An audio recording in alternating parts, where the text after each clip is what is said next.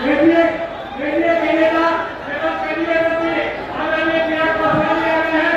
तो दिलीप चौधरी जी एवं जिला अध्यक्ष होगा कि थोड़ा वाला से मंत्री का स्वागत किया जाए। जेडीयू के प्रदेश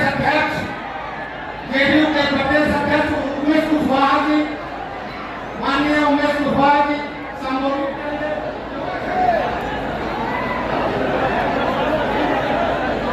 माननीय प्रदेश अध्यक्ष जनता दल यू आग्रह है कि वो आए और अपना संबोधन करें। माननीय प्रदेश अध्यक्ष जनता दल यू आग्रह है माननीय उमेश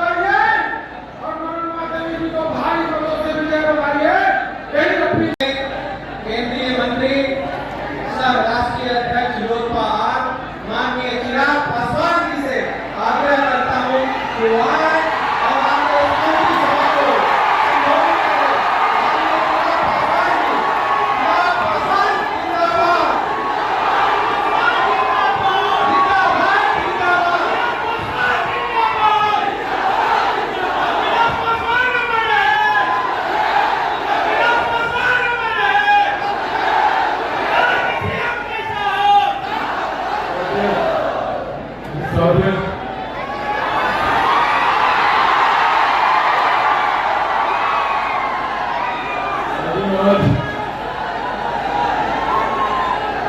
सबसे पहले क्षमा चाहूंगा कि आने में थोड़ा विलंब हुआ। इससे पूर्व जो हम लोगों का ही राज्य का हिस्सा था, झारखंड में था मैं, वहां पर भी आगामी 23 तारीख को झारखंड में भी हम लोग प्रधानमंत्री नरेंद्र मोदी जी की सोच वाली डबल इंजन की सरकार झारखंड में भी 23 तारीख को हम लोग बनाने जा रहे हैं। उसी के प्रचार के लिए झारखंड में था, वहां से आते आते थोड़ा सा विलंब हुआ, पर उसके बावजूद जिस जोश, जिस उत्साह और जिस भारी संख्या में आप लोग यहाँ पर मौजूद हैं, इससे एक बात तो तय है कि 23 तारीख के परिणाम बेलागंज के लिए मात्र औपचारिकता है। आज ही आप लोगों ने परिणामों की घोषणा कर दी है, तो इनको अग्रिम बधाई हम देते हैं मनोरमा जी को। साथियों, पर ये चुनाव मनोरमा जी के लिए जीतना जरूरी भी है। जरूरी है हम लोगों का मुख्य धारा के साथ जुड़े रहना। बिहार में जिस तरीके से आज प्रधानमंत्री जी के नेतृत्व में राष्ट्रीय स्तर पर और बिहार में मुख्यमंत्री नीतीश कुमार जी के नेतृत्व में जिस मजबूती के साथ एनडीए सरकार आगे बढ़ने का काम कर रही है, जिस मजबूती के साथ विकास की योजनाओं को निरंतरता में धरातल पर उतारा जा रहा है, जिस मजबूती के साथ पड़े कार्य थे उनको केंद्र और राज्य सरकार के तालमेल के साथ उनको पूरा किया जा रहा है। ऐसे में जरूरी है कि बिहार की कोई भी विधानसभा राजनीतिक कारणों से या राजनीतिक द्वेष की वजह से किसी भी विकास से अछूती ना रहे। हम सब जानते हैं कि यहाँ पे जो विपक्षी दलों का गठबंधन है वो निरंतरता में प्रयास करते हैं कि कैसे हम लोग प्रधानमंत्री जी की योजनाओं को धरातल पर उतरने से रोकें, कैसे मुख्यमंत्री नीतीश कुमार जी के विकास के कार्यों को हम लोग आगे बढ़ने से रोकें, कैसे हम लोग हमारे ही लोगों को, बिहारियों को ही जात पात धर्म मजहब में बांटकर एक दूसरे के साथ लड़वाने का काम करें, ताकि जब हम लोग लड़े तो ये विपक्षी दल के नेता अपनी राजनीतिक रोटियां सेकने का काम करें। पर साथियों, ऐसे में जरूरी है हमें एकजुट रहने की। सोचिए, देश के एक ऐसे प्रधानमंत्री और प्रदेश के एक ऐसे मुख्यमंत्री जिनके तालमेल से आज बिहार तीव्र गति से विकास के कार्यों को अंजाम दे रहा है। सोचिए, आज से पहले महिला यहाँ पर मौजूद है, आज से पहले किस प्रधानमंत्री ने महिलाओं के सम्मान की चिंता की? पहली बार हमारे देश में एक ऐसे प्रधानमंत्री आए जिन्होंने महिलाओं के सम्मान की चिंता करते हुए घर घर में शौचालय बनवाने का काम किया, जिन्होंने महिलाओं के स्वास्थ्य की चिंता करते हुए घर घर में उज्ज्वला के माध्यम से गैस कनेक्शन पहुंचाने का काम किया। आज हमारे प्रधानमंत्री जी ने हर गरीब परिवार की चिंता की। इससे पहले किसी गरीब परिवार में कोई बीमारी आती थी तो हम लोगों को जमीन गिरवी रखनी पड़ती थी, महिलाओं को अपने जेवर बेचने पड़ते थे। पर आज प्रधानमंत्री जी की देन है कि आयुष्मान योजना के माध्यम से भगवान न करे, पर अगर घर पे कोई बीमारी आती है तो आयुष्मान के माध्यम से 5-5 लाख रुपए का मुफ्त इलाज का प्रबंध हमारे प्रधानमंत्री जी ने करा। आज हम लोग को गर्व होता है कि भारत दुनिया की 5वीं सबसे बड़ी अर्थव्यवस्था बना है, तो ये देश हमारे प्रधानमंत्री नरेंद्र मोदी जी की है। साथियों, अर्थव्यवस्था से अर्थशास्त्रियों का विषय नहीं है। जब देश की अर्थव्यवस्था मजबूत होती है तो राज्यों को ज्यादा राजस्व मिलता है, हर जिले में विकास की योजनाओं के लिए ज्यादा पैसा मिलता है, हर गरीब व्यक्ति के हाथ में ज्यादा कमाई आती है, प्रति व्यक्ति आय में इजाफा होता है। साथियों, अभी तो 5वें नंबर पर है, पर अगले 5 साल में, अगले लोकसभा चुनाव से पहले हमारा भारत दुनिया की 3री सबसे बड़ी अर्थव्यवस्था बनने जा रहा है।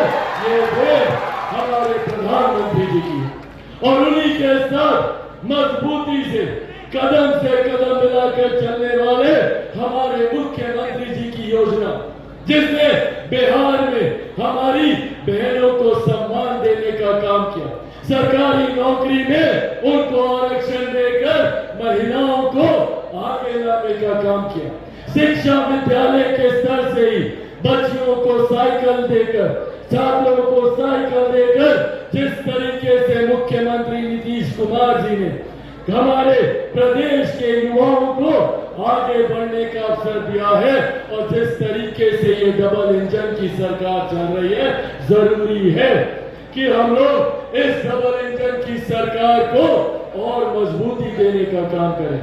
जहां एक तरफ हमारे प्रधानमंत्री ने गांव और शहर की दूरी को कम करने का काम किया, तो वहीं सरहदों से हमारी सीमाएं कैसे सुरक्षित रहे, इसकी चिंता भी हमारे प्रधानमंत्री ने की। जहां हमारे प्रधानमंत्री ने गांव में सुविधा देने की सोच रखी, तो अंतरिक्ष के माध्यम से भी कैसे देश विकास की राह पर आगे चले, इसकी चिंता भी हमारे प्रधानमंत्री ने की। हमारे प्रधानमंत्री ने जहां एक तरफ अर्थव्यवस्था को मजबूत किया, तो वहीं दूसरी तरफ हमारी आस्था को भी सम्मान देने का काम किया। सोचिए, पिछले 500 साल से एक टेंट के नीचे प्रभु श्री राम विराजमान थे। 500 साल से किसी ने उनकी चिंता नहीं की। आजादी के 75 साल में किसी प्रधानमंत्री ने प्रभु श्री राम के बारे में नहीं सोचा। पहली बार देश में एक ऐसे प्रधानमंत्री आए, आदरणीय नरेंद्र मोदी जी, जिन्होंने रामलला के लिए भव्य मंदिर अयोध्या में भव्य राम मंदिर का निर्माण कराकर उनकी प्राण प्रतिष्ठा कराने का काम किया। एक प्रधानमंत्री जो आस्था को भी सम्मान देते हैं, एक प्रधानमंत्री जो गरीबों की भी सोच रखते हैं, एक मुख्यमंत्री जो बच्चों की भी चिंता करते हैं तो बुजुर्गों का भी ख्याल रखते हैं। जरूरी है इस सोच को बढ़ावा देने की। मेरी रगों में भी वही सोच है। मेरे नेता, मेरे पिता आदरणीय रामविलास पासवान जी ने अपना पूरा जीवन गरीब लोगों के लिए समर्पित किया।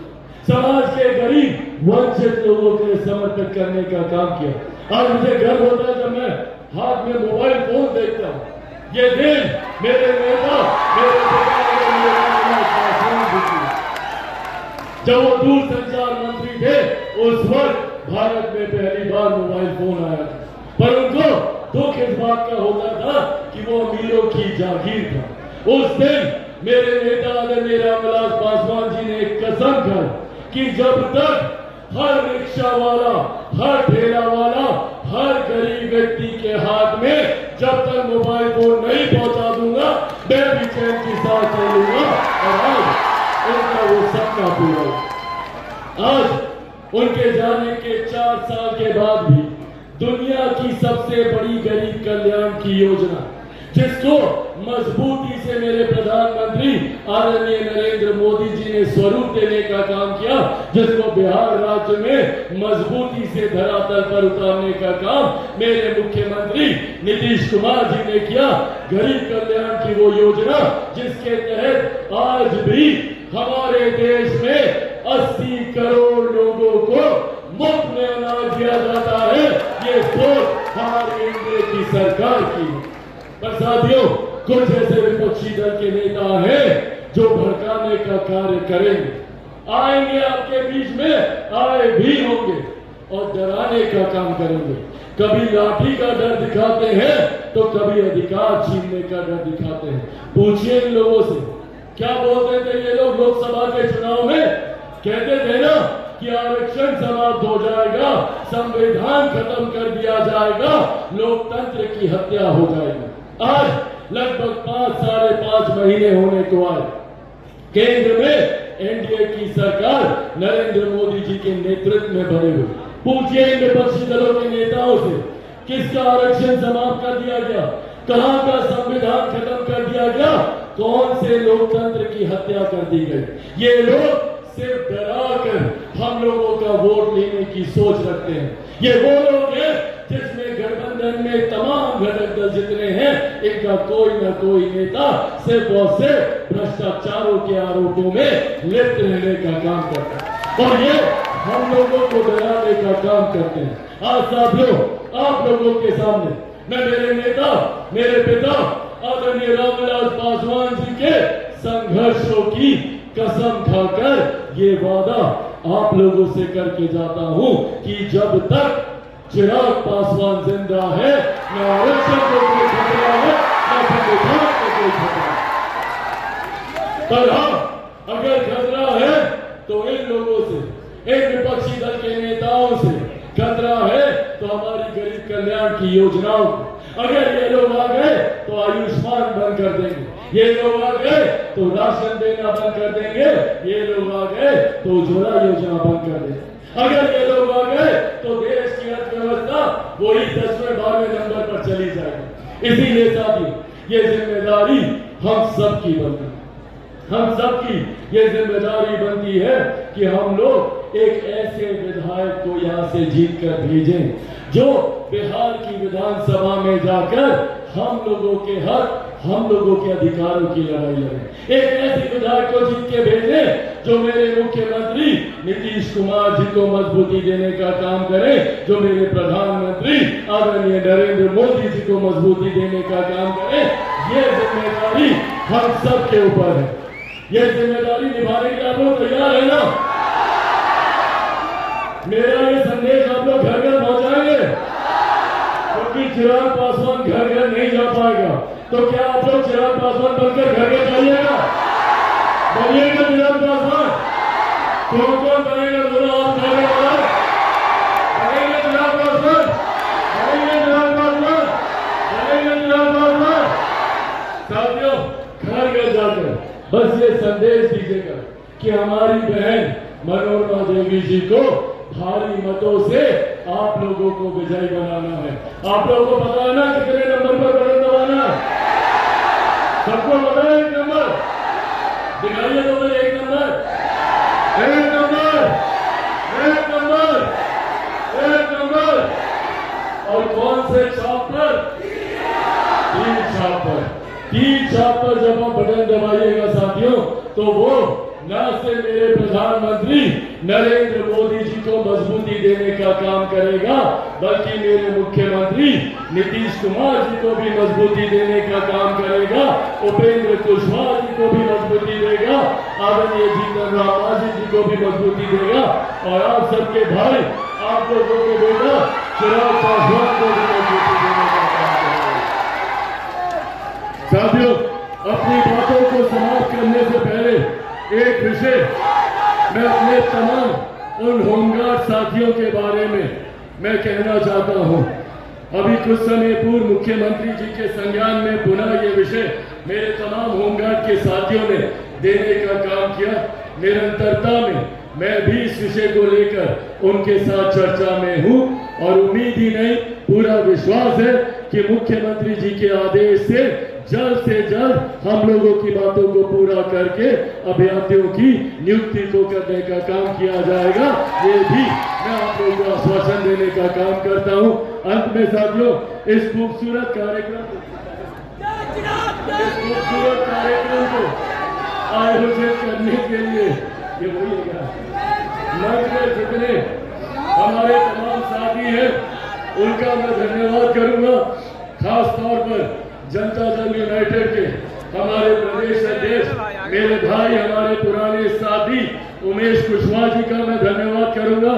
यहाँ पर मौजूद बिहार सरकार में मंत्री भाई जमा खान जी का, मौजूद यहाँ पर चंदेश्वर चंद्रवंशी जी का, मौजूद यहाँ पर शमी परवेश जी का, मौजूद यहाँ पर रंजू गीता जी का, मौजूद इस सम्मानित मंच पर शीतल प्रसाद यादव जी का, मौजूद यहाँ पर हरी माजी चंदन जी का, मौजूद यहाँ पर हमारे गठबंधन के तमाम वरिष्ठ नेताओं का, इस मंच पर मौजूद भारतीय जनता पार्टी के, लोक जनशक्ति पार्टी रामविलास के, जनता दल यूनाइटेड के, हिंदुस्तानी अवाम मोर्चा के, राष्ट्रीय लोक मोर्चा के तमाम सम्मानित वरिष्ठ नेतागणों का, मौजूद यहाँ पर हमारे तमाम वरिष्ठ पदाधिकारी साथियों का, मौजूद यहाँ पर गठबंधन के हमारे तमाम मजबूत कार्यकर्ता साथियों का, प्रेस मीडिया के मेरे तमाम पत्रकार साथियों का, और एक बार फिर से आदरणीय बुजुर्गों, माताओं, बहनों और खास तौर पे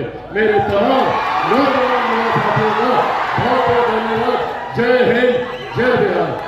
साथियों, अगर आप सबकी अनुमति हो तो आप सबके आशीर्वाद से प्रधानमंत्री नरेंद्र मोदी जी की तरफ से, मेरे मुख्यमंत्री जी की तरफ से, हमारे गठबंधन की तरफ से आदरणीय मनोरमा देवी जी को विजय की माला मैं अर्पित कर दूं। पक्का वादा ना? कोई बार जोरदार ताली बजा कर अपना आशीर्वाद।